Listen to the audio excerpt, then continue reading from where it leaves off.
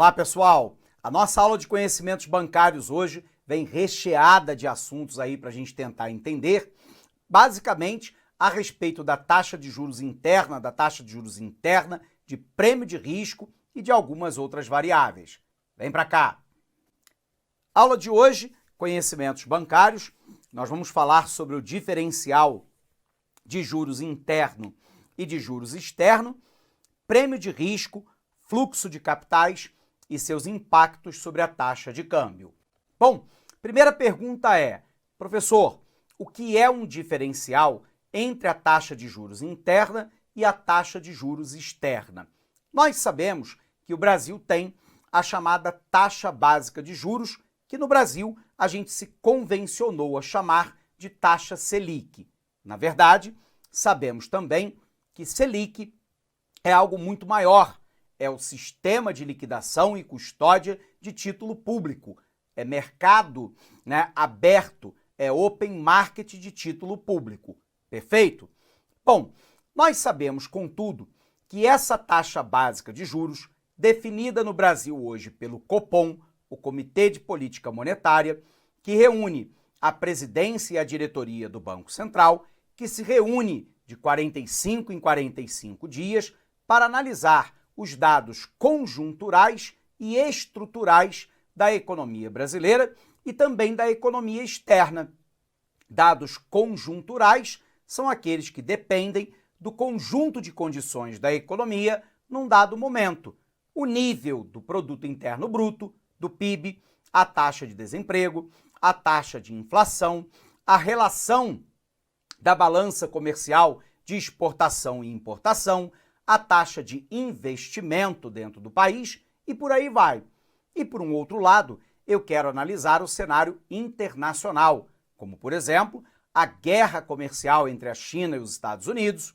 Quero analisar também a respeito da taxa de juros na praça financeira de Londres, que é a taxa LIBOR, a taxa básica de juros definido pelo Banco Central americano, que é o Federal Reserve, que, portanto, balizam as taxas de juros no mundo como um todo. A gente vai observar que a taxa básica de juros interna no Brasil, ela também influencia todas as taxas de juros da economia. E, portanto, quando nós analisamos exclusivamente, e aí nós utilizamos uma expressão em latim que significa ceteris paribus, tudo mais permanecendo constante, quando eu tenho que a taxa de juros interna é maior do que a taxa de juros externa, há uma tendência de entrada de divisas, de entrada de capital estrangeiro. Óbvio que o inverso também é verdadeiro. Se a taxa de juros do resto do mundo é maior do que a taxa brasileira, há uma tendência de saída de divisas, de saída de dólares, de fuga de capitais. Perfeito? Vamos botar isso no quadro? Olha para cá. Então eu tenho que falar primeiro para você a respeito do diferencial de juros. E esse diferencial de juros, ele acontece entre os juros que nós vamos chamar aqui de domésticos, do qual a nossa taxa Selic, tudo bem? Ela influencia todas as taxas de juros de mercado, e nós temos também os chamados juros externos, também conhecido como juros praticados no resto do mundo. Nesse caso, nós temos duas taxas que são mais importantes, que é a chamada taxa LIBOR, da Praça Financeira de Londres, na Inglaterra, que é o grande centro financeiro da Europa, e, por um outro lado, a taxa de juros definida pelo Banco Central americano, que é o Federal Reserve. Tudo bem? O que nós temos aqui, né? Se eu considerar lá que a taxa de juros doméstica, nós vamos colocar aqui ela como I, e vamos colocar que a taxa de juros externa é I asterisco, o que eu tenho?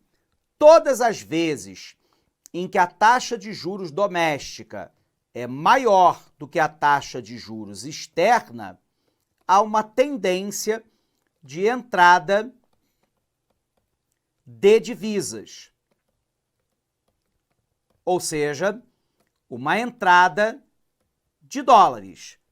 Por um outro lado, ceteris paribus, tudo mais permanecendo constante, todas as vezes que eu tenho que a taxa de juros doméstica é menor do que a taxa de juros externa, há uma tendência clara de saída de divisas, já que o aplicador financeiro ele pode ganhar mais dinheiro aplicando o seu dinheiro fora do país para receber uma taxa de juros maior. Perfeito? Portanto, a primeira análise do diferencial de juros compara a taxa de juros doméstica, cuja taxa básica de juros Selic é a principal, que nós estamos chamando de I, e a taxa de juros externa, baseado fundamentalmente na taxa LIBOR da Praça Financeira de Londres e na taxa básica de juros definida pelo Federal Reserve, o Banco Central Americano, que nós estamos chamando de I asterisco. Todas as vezes que a taxa de juros interna é maior que a taxa de juros externa, há uma tendência de entrada de divisas ceteris paribus, tudo mais permanecendo constante. Todas as vezes que eu tenho uma taxa de juros interna que é menor do que a taxa de juros externa, há uma tendência de saída de divisas, ou seja, de saída de dólares, ceteris paribus. Bom, professor, mas a única coisa que nós temos que considerar no fluxo de divisas é a taxa de juros doméstica e a taxa de juros externa? Claro que não. Nós temos duas outras variáveis que são particularmente importantes.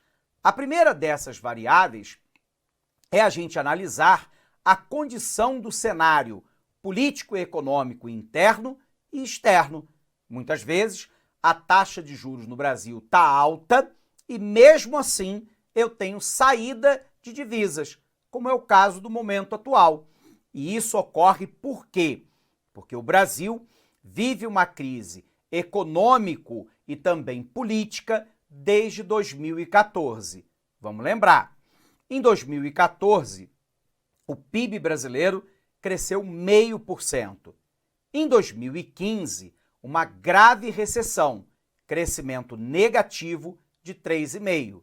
Em 2016, novo crescimento negativo de menos 3,3%.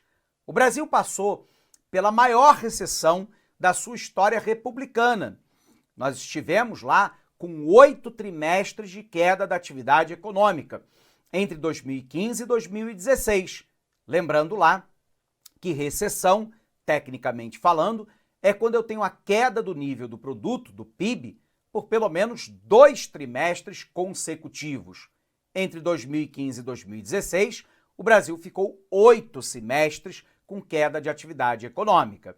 Em 2017, no governo Temer, o Brasil cresceu 1,4%, o que é muito pouco, porque a base de comparação era a queda de 2016 de menos 3,3%. No ano de 2018, último ano do Temer, um crescimento um pouquinho maior, 1,8%. No primeiro ano do governo Jair Bolsonaro, um crescimento menor, 1,4%. No ano de 2020, em grande parte devido à pandemia, um crescimento econômico negativo de 4,1%. Resultado, na década de 2011 a 2020, a economia brasileira cresceu apenas 0,3%. Esse é o pior crescimento para uma década em 120 anos de história republicana. Legal? Por um outro lado, o Brasil vive uma grave crise política. Essa crise política começa ainda no governo Lula com o escândalo do Mensalão. Mais tarde, nós temos o escândalo da Lava Jato. E aí nós tivemos, né, o impeachment, o impedimento da presidente Dilma Rousseff e uma forte polarização política entre a direita e a esquerda no Brasil. Resultado, esse quadro de instabilidade, de incerteza política e econômica também afeta lá o humor da saída ou da entrada de dólares no país. Via de regra, quanto maior o grau de instabilidade política e econômica, maior é a saída de divisas. Quanto maior a estabilidade política e econômica, maior é a atração de divisas. Perfeito? E isso lá é mensurado por algo que nós chamamos de risco país. Observe que o risco país é o risco de, eventualmente, os agentes econômicos brasileiros ou o governo brasileiro não ter condições de honrar os seus compromissos externos. E eu posso mensurar esse risco. Bacana? Uma outra questão que é determinante para a questão da entrada e saída de divisas é a taxa cambial. Observe lá que quando eu tenho uma grande depreciação da moeda nacional, observe que $1 da moeda americana compra uma grande quantidade de ativos no Brasil e, portanto, há uma tendência de entrada de divisas. Por um outro lado, quando a moeda doméstica, o real, se aprecia, $1 compra uma quantidade menor de ativos financeiros no Brasil. Portanto, há uma tendência menor de entrada de divisas e talvez até de saída. Bacana? Então, olha para cá. Dois outros fatores, então, que interferem, né, nessa entrada e saída de divisas, entrada e saída de divisas, lembrando que a divisa que nos importa é sempre o dólar americano, né? Eu tenho, primeiro, a condição da instabilidade política e econômica. E no caso de uma instabilidade política e econômica, há uma tendência de que a saída de dólares provocados por essa instabilidade seja maior do que a entrada de dólares. E eu tenho uma outra condição, que é a condição cambial. Tudo bem? Então, numa tendência, por exemplo, de câmbio depreciado, imaginemos a hipótese, né, de R$ 5,30 para cada dólar, o ativo no Brasil se torna barato, né, em dólar, logo há uma tendência de que a entrada de divisas seja maior do que a saída de divisas. É claro que num quadro de instabilidade política e econômica, para colocar o dinheiro em território brasileiro, o investidor internacional, ele quer um prêmio de risco, que é o prêmio pelo risco que ele corre de colocar o dinheiro num país com forte instabilidade política e econômica. Legal? Então, olha para cá. Diferencial de juros. A diferença entre a taxa interna e a taxa externa, ajustada pelo risco, determina a razão entre a taxa de câmbio vigente atualmente no chamado mercado à vista, também conhecido como mercado spot, e aqui deixa eu dar uma palhinha. O que é o mercado à vista ou mercado spot? É aquela na qual a liquidação do contrato de câmbio, ou seja, a compra ou a venda de moeda externa, tem que ser realizada em até 48 horas. É o chamado D+2. Perfeito? Portanto, isso é considerado compra e venda de dólares imediata. Mas eu posso ter também a taxa de câmbio a termo. A termo significa futuro. Então, os agentes econômicos vão pactuar a compra e a venda de dólares para um determinado momento futuro que é maior do que as 48 horas do mercado spot. Perfeito? É maior do que D+2. Legal? Então, olha para cá. Então, a diferença entre a taxa interna e a taxa externa, ajustada ao risco, determinam a razão entre a taxa de câmbio vigente atualmente no mercado à vista e o mercado a termo para entrega no futuro, o chamado mercado futuro. As operações chamadas de arbitragem é que equalizam a diferença da cotação da taxa de câmbio spot futuro ao diferencial de juros acrescido do prêmio de risco. Então, o que eu tenho? Nessas operações estruturadas, os agentes, às vezes, tomam crédito no exterior e aplicam no papel no mercado brasileiro atrelado ao CDI, que é o Certificado de Depósito Interbancário, que é aquele empréstimo de curto prazo que ocorre entre os bancos, fazendo uma conversão pela chamada taxa spot e, simultaneamente, fazem um hedge cambial. O que é hedge, professor? É uma proteção cambial no mercado futuro. Essas operações acabam por promover o que nós chamamos de paridade coberta da taxa de juros. Porém, essa paridade, apesar de obtida pela arbitragem, só é válida se ela acrescenta uma medida de prêmio de risco à taxa externa, como, por exemplo, a nossa taxa LIBOR da Praça Financeira de Londres. Então, o que é o prêmio de risco? Esse prêmio de risco, ele pode ser medido por algo que nós chamamos de EMBI+, ou também pelo chamado CDS, que é o Credit Default Swap, que está incorporado ao custo de fazer operações em dólar, gerando assim uma medida equivalente ao chamado cupom cambial. Vale observar que em a taxa LIBOR caminha próxima da taxa estabelecida pelo Federal Reserve, pelo Banco Central Americano, enquanto a taxa de depósito interbancária, o CDI no Brasil, tem uma dinâmica muito próxima à taxa básica de juros, que é a taxa Selic. Então, o que eu tenho?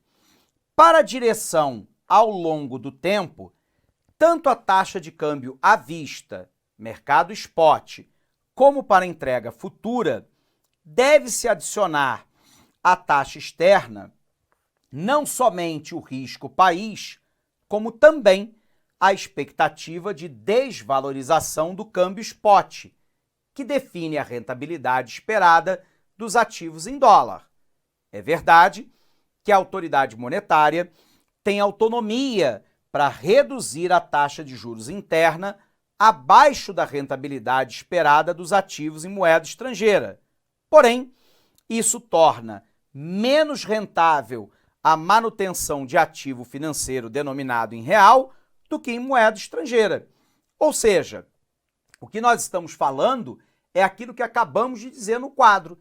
Se a taxa de juros interna, considerando a desvalorização ou apreciação do real e considerando o prêmio de risco, dado a instabilidade econômica e política do nosso país, se eu tiver uma taxa de juros doméstica menor ou muito próxima da taxa de juros externa, eu vou provocar saída de divisas.